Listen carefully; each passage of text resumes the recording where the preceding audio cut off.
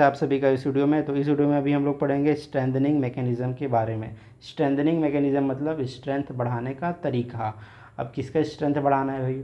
तो मेटल का स्ट्रेंथ बढ़ाना है, क्योंकि हम मेटलर्जी पढ़ रहे हैं। ओके, अब मेटल का स्ट्रेंथ बढ़ाना क्यों है? तो बहुत सारा ऐसा एप्लीकेशंस होती है जहाँ पे हमें स्ट्रेंथ की ज़रूरत पड़ती है, जहाँ पे मेटल का लोड बेयरिंग कैपेसिटी ज़्यादा होना चाहिए। ठीक है, तो वैसे एप्लीकेशन के लिए हमको हाई स्ट्रेंथ मटेरियल की ज़रूरत पड़ती है ना। उसको फुलफ़िल करने के लिए हमको स्ट्रेंथ बढ़ाना है। अब जैसे हमको अपना स्ट्रेंथ बढ़ाना होता है तो हम जिम जाते हैं, एक्सरसाइज करते हैं, उस तरह से डाइट प्लान करते हैं, तो हमारा स्ट्रेंथ बढ़ता है। अब मेटल तो खुद तो कुछ कर नहीं सकता, तो हमको ही कुछ करना पड़ेगा मेटल के स्ट्रेंथ को बढ़ाने के लिए। ओके, तो चलिए देखते हैं। तो मेटल के जो स्ट्रेंथ है उसको बढ़ाने का केवल एक ही मैकेनिज़्म है, एक ही फंडा है, और वो है हिंडरिंग डिसलोकेशन।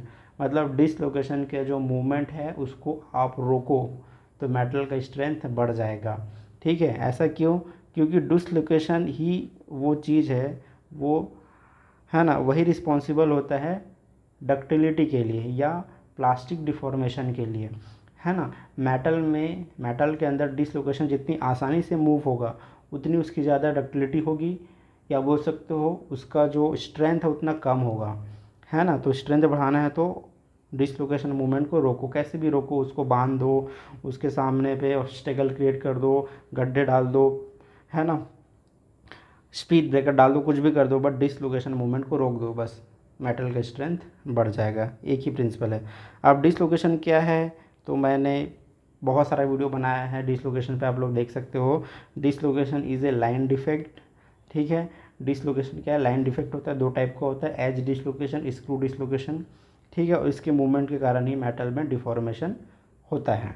ओके, तो देखिए बहुत सारे टाइप के स्ट्रेंथनिंग मैकेनिज़्म हैं। जैसे यहाँ पे देखो, ग्रेन साइज रिडक्शन, जो अभी हम लोग पढ़ेंगे, ग्रेन्स को आप छोटा कर दो।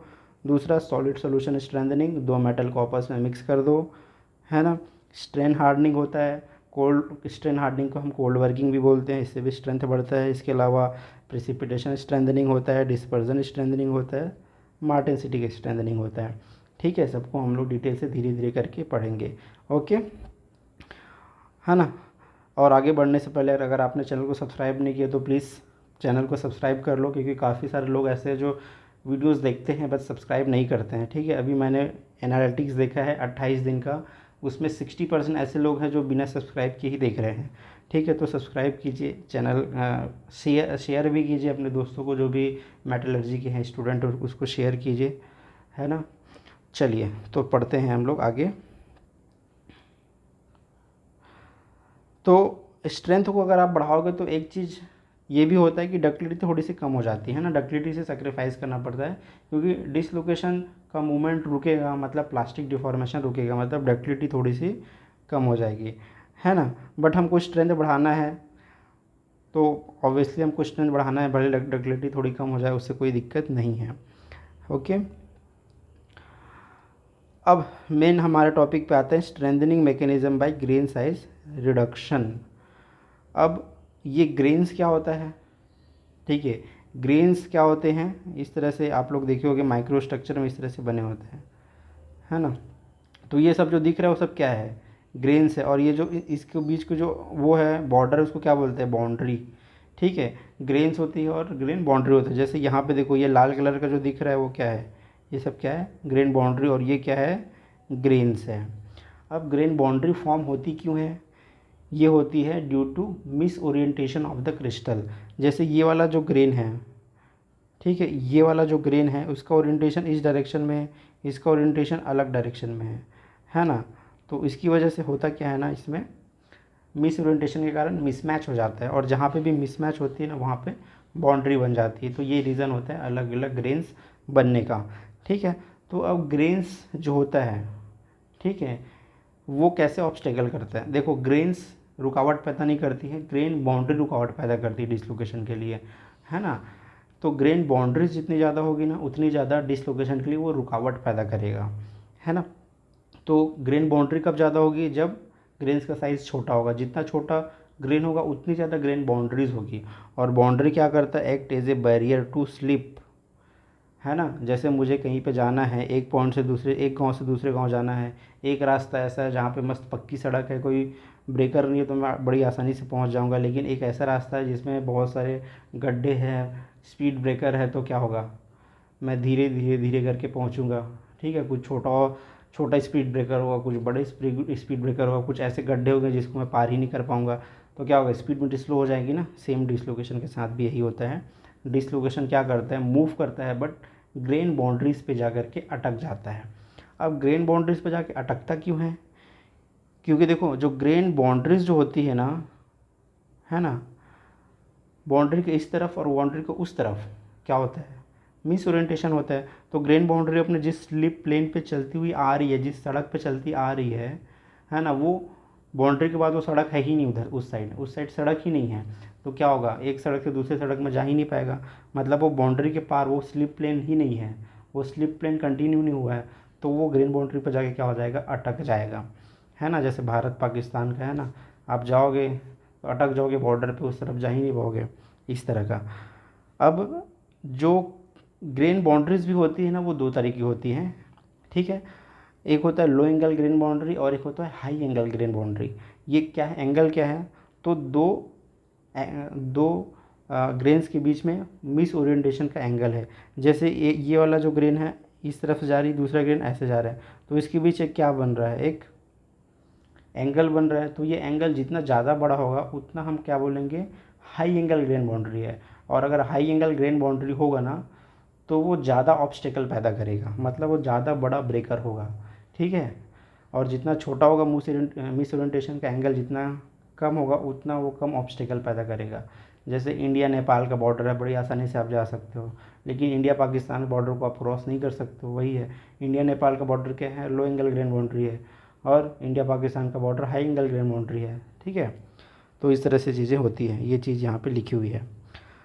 अब एक इक्वेशन है जिसको बोलते हैं हॉल पैच इक्वेशन। ये क्या बोलता है ना, मैथमेटिकल एक्सप्रेशन प्रोवाइड करता है, मैथमेटिकल इक्वेशन देता है कि कितना आप ग्रेन साइज कम करोगे तो कितना स्ट्रेंथ में बढ़ोतरी होगी, ये इस चीज़ को बताता है। ठीक है, तो देखो इस फॉर्मूले को देखो, sigma y is equal to, यहाँ पे सिग्मा वाई क्या है, यील्ड स्ट्रेंथ है, सिग्मा आई क्या है, कांस्टेंट है ये। ठीक है, के प्लस के भी जो है कांस्टेंट है, ये सिग्मा आई और के क्या है, कांस्टेंट है किसी मटेरियल का, और ये डी क्या है, डायमीटर ऑफ ग्रेन्स है। ठीक है, तो देखो इसको मैं कैसे लिख सकता हूँ, sigma y is equal to sigma i plus k upon root d है, ये के अपॉन रूट डी है ना, डी क्या है, डायमीटर ऑफ ग्रेन है। अब यहाँ पे एक चीज़ ऑब्जर्व कर रहे होगे आप कि ये जो यील्ड स्ट्रेंथ है वो इन्वर्सली प्रोपोर्शनल है किसके, ग्रेन डायमीटर के। तो डायमीटर जितना कम होगा स्ट्रेंथ उतना ज़्यादा होगा, दोनों इन्वर्सली प्रोपोर्शनल है। ठीक है, तो ये इक्वेशन है, बहुत इंपॉर्टेंट इक्वेशन है। अगर आप गेट वगैरह एग्ज़ाम की तैयारी कर रहे हो तो इस इक्वेशन से एक ना एक क्वेश्चन ज़रूर आ ही जाता है। ठीक है, तो चलिए एक छोटा सा न्यूमेरिकल जल्दी से देख लेते हैं। क्या बोल रहे हैं कि कोई मेटल है जिसका सिग्मा ज़ीरो और के जो है वो कांस्टेंट है, सिग्मा ज़ीरो मतलब सिग्मा आई है ना। अब क्या बोल रहा है, a particular metal has an average grain diameter of 0.35 mm। एक मेटल है जिसमें ग्रेन डायमीटर कितना है, 0.35 mm है ना। And the following material constant, और मटेरियल कांस्टेंट सिग्मा ज़ीरो कितना है, 70 मेगा न्यूटन पर मीटर स्क्वायर है। के की वैल्यू कितनी है, 0.74 मेगा न्यूटन। ठीक है, पर एम ये जो है, ठीक है देख लेना इसको क्या है ये, ओके ये है। अब यहाँ पे क्या बोल रहा है, to what does the average grain diameter have to be reduced in order to double the strength of the material. Okay, ये बोल रहा है कि जो इसकी जो वैल्यू है ना, यहाँ पे जो वैल्यू है बोल रहा है ये ग्रेन का क्या है, डाया है। ठीक है, तो इसका कुछ ना कुछ क्या होगा, स्ट्रेंथ होगा। ठीक है ना, यील्ड स्ट्रेंथ होगा। तो ये बोल रहा है कि अगर मुझे इसकी यील्ड स्ट्रेंथ को डबल करना है, दो गुना करना है तो ग्रेन डायमीटर में कितनी कमी करनी पड़ेगी, ग्रेन डायमीटर कितना छोटा करूँगा तो इसी मेटल का यील्ड स्ट्रेंथ डबल हो जाएगा। ठीक है, ये क्वेश्चन है। तो हमको D1 हमको पता है, हमको क्या निकालना है, D2 निकालना है ना, D2 निकालना है। कितना आप ग्रेन साइज छोटा करोगे जिससे कि स्ट्रेंथ डबल हो जाए। तो देखो फॉर्मूला हॉल पिच इक्वेशन क्या बोलता है, sigma y is equal to sigma zero plus k upon root d है ना। तो यहाँ पे जैसे मैंने बताया ना क्या होता है, sigma y is inversely proportional to root d. ठीक है ना। तो मैं ये क्या बोल सकता हूँ, ये क्वेश्चन क्या बोल रहा है कि जो यील्ड स्ट्रेंथ है वो डबल हो जाए, मतलब ये मैं ये बोल सकता हूँ कि सिग्मा टू जो है वो 2 सिग्मा वन के बराबर हो जाए, ये बोलना चाह रहा है ना। मतलब जो यील्ड स्ट्रेंथ है वो डबल हो जाए, तो sigma two is equal to 2 sigma one होना चाहिए, है ना। अब ये देखो, अब इसी फॉर्मूले को आप यूज़ करो तो मैं ऐसा लिख सकता हूँ, sigma one upon sigma two, है ना, इज़ इक्वल टू, क्योंकि बाकी कांस्टेंट है फॉर्मूला में, तो मैं ये लिख सकता हूँ कि d2 under root upon d1 under root, ये मैं लिख सकता हूँ क्योंकि दोनों इन्वर्सली प्रोपोर्शनल है। अब sigma one upon sigma two की वैल्यू क्या है, सिग्मा वन के डबल है, क्योंकि क्वेश्चन में बोला है कि भाई यील्ड स्ट्रेंथ डबल हो जाए करके, तो ये sigma two is equal to 2 sigma one हो जाएगा, is equal to d two भी आपको पता करना है, अननोन है। d1 की वैल्यू तो भाई आपकी दी हुई है, कितना है, 0.35 mm है, 0.35। ठीक है, यहाँ से देखो सिग्मा वन क्या हो जाएगा, कट जाएगा, है ना। तो नेक्स्ट ये क्या हो जाएगा,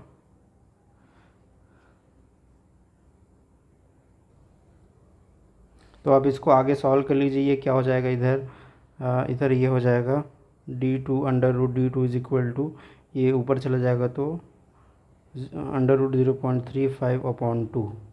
ठीक है, जब आप अब इसको सॉल्व करोगे ना तो इसको d2 की वैल्यू लगभग आ जाएगी 0.085, ये d2 की वैल्यू आपकी निकल जाएगी। मतलब अगर आपको स्ट्रेंथ को डबल करना है, यील्ड स्ट्रेंथ को, तो डायमीटर कितना होना चाहिए, 0.085 mm करना पड़ेगा 0.35 से, तो आपका यील्ड स्ट्रेंथ जो है वो डबल हो जाएगा। ठीक है, तो ये क्या है, इसका एप्लीकेशन हो गया कि कैसे हम मेटल के स्ट्रेंथ को कैसे बढ़ा सकते हैं, कितना ग्रेन साइज को कम करोगे तो कितना स्ट्रेंथ बढ़ेगा।